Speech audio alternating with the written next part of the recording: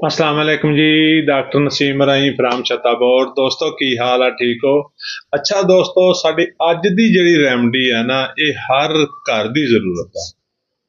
हर इंसान दी, बच्चे दी, बूढ़े दी जरूरत है। खांसी, मौसम बदले खांसी, सर्दी होवे खांसी, गर्मी हो जाए खांसी, मिट्टी चढ़ गई खांसी, धुआं चढ़ गया खांसी, यानी कि किसी भी किस्म की खांसी होवे, ਇਹ ਦਵਾਈ ਉਹਨੂੰ ਬਗੈਰ ਅਲਾਮਤ ਦੇ ਸਕਦੇ ਹੋ ਮਰੀਜ਼ ਨੂੰ, ਔਰ ਹਰ ਕਿਸਮ ਦੀ ਖਾਂਸੀ ਨੂੰ ਠੀਕ ਕਰਨ ਦੀ ਸਲਾਹੀਅਤ ਰੱਖਦੀ ਆ, ਔਰ ਇੰਤਹਾਈ ਅਹਿਮ ਰੈਮਡੀ ਆ।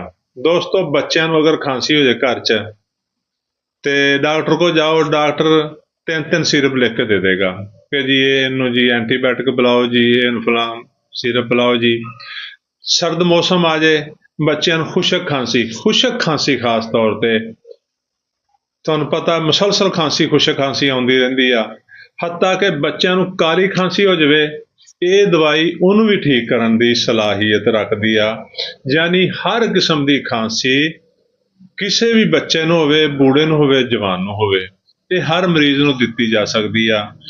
ਦੋਸਤੋ, ਇੱਕ ਚੀਜ਼ ਤੁਸੀਂ ਦੇਖੀ ਹੋ, ਅਕਸਰ ਜਿਹੜੇ ਬੜੀ ਉਮਰ ਦੇ ਅਫਰਾਦ ਨੇ, ਉਹਨਾਂ ਦੇ ਗਲੇ 'ਚ ਬਲਗਮ ਜੰਮੀ ਹੁੰਦੀ ਆ, ਜ਼ੋਰ ਨਾਲ ਖੰਘਾਰਦੇ ਆ ਲੇਕਿਨ ਬਲਗਮ ਨਹੀਂ ਨਿਕਲਦੀ। ਇਹ ਜਿਹੜੀ ਰੈਮਡੀ ਆ, ਇਹ ਆਸਾਨੀ ਨਾਲ ਬਲਗਮ ਨੂੰ ਕੱਢ ਕੇ ਤੇ ਖਾਂਸੀ ਨੂੰ ਠੀਕ ਕਰ ਸਕਦੀ ਆ। ਤੇ ਦੋਸਤੋ, ਕਰਨਾ ਕੀ ਆ, ਅਗਰ ਕਿਸੇ ਮੇਰੇ ਭਾਈ ਨੂੰ, ਦੋਸਤ ਨੂੰ, ਅਜ਼ੀਜ਼ ਨੂੰ ਖੁਸ਼ਕ ਖਾਂਸੀ ਹੈ, ਗਲੇ 'ਚ ਜਾਂ ਬਲਗਮ ਫਸੀ ਹੋਈ ਆ, ਉਹ ਨਹੀਂ ਨਿਕਲਦੀ, ਉਹਦੀ ਵਜ੍ਹਾ ਨਾਲ ਖਾਂਸੀ ਹੈ, ਇਹ ਸਾਡੀ ਅੱਜ ਦੀ ਰੈਮਡੀ ਚੰਦ ਦਿਨ ਅਗਰ ਇਸਤੇਮਾਲ ਕੀਤੀ ਜਾਵੇ ਤੇ ਖਾਂਸੀ ਨੂੰ ਮੁਕੰਮਲ ਤੌਰ ਤੇ ਠੀਕ ਕਰਨ ਦੀ ਸਲਾਹੀਅਤ ਰੱਖਦੀ ਆ। ਬਲਕਿ ਤੁਸੀਂ ਇਹ ਦਵਾਈ ਨੂੰ ਹਰ ਬੰਦਾ ਆਪਣੇ ਘਰ 'ਚ ਰੱਖ ਸਕਦਾ ਹੈ।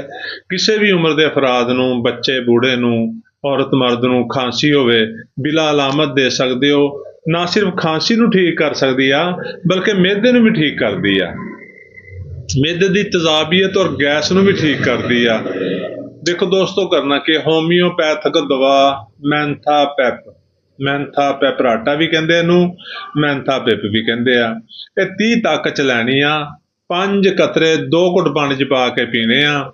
5 ਸੁਬਹ ਨੂੰ, 5 ਦੁਪਹਿਰ ਨੂੰ, 5 ਸ਼ਾਮ ਨੂੰ ਪੀਓ। ਇਨਸ਼ਾਅੱਲਾ ਇੱਕੋ ਦਿਨ 'ਚ ਖਾਂਸੀ ਠੀਕ ਹੋ ਜਾਏਗੀ। ਬਹੁਤ ਜ਼ਿਆਦਾ ਖਾਂਸੀ ਆ ਤੇ 2-3 ਦਿਨ 'ਚ ਠੀਕ ਹੋ ਜਾਏਗੀ।